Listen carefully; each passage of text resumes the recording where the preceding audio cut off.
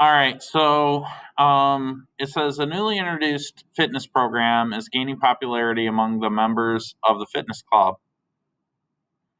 Boy, that's redundant. The number of members S of T who joined the program T months after it was introduced is modeled by the following function.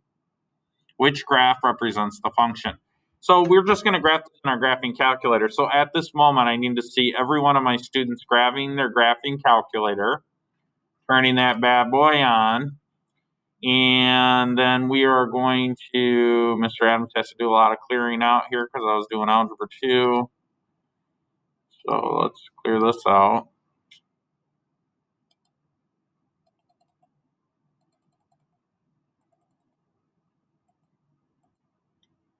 And way up here at the top on the first one for y equals, y sub 1 equals, holy moly. I'm going to plug in 10, parentheses, 2, parentheses, raised to the x, plus 10, right? Is that right? Yep. Okay.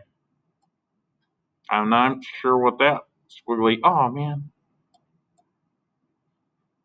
So 10, parentheses 2, I had some weird squiggly thing, raised to the x, plus 10. All right, then hit graph. And I'm going to do, let's do this. I want you guys to set the screen because I know it's a multiple choice and I want it to look like it's supposed to. So hit window, the window button. And I want you to set the x min to 0 and the x max to 10. And this grows quickly, it doubles. So I want you to hit the y min to 0, but it's going to grow fast. So the y max should probably be, let's set that equal to 200. Okay. The x min should be 0, the x max should be 10, the y min should be 0, and the y max should be 10. Now that 2 raised to the x means that every time we increase x, we're going to double the value of y. So this is going to grow fast. That's why I made my y value kind of big. Okay. So x goes from 0 to 10, y goes from 0 to 200. Now hit graph.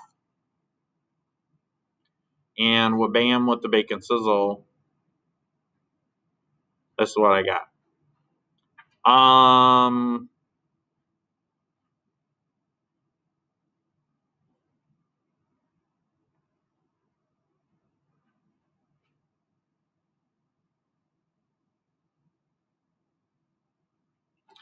I'm gonna hit trace. So do me a favor and hit trace and plug in the number 4 and hit enter.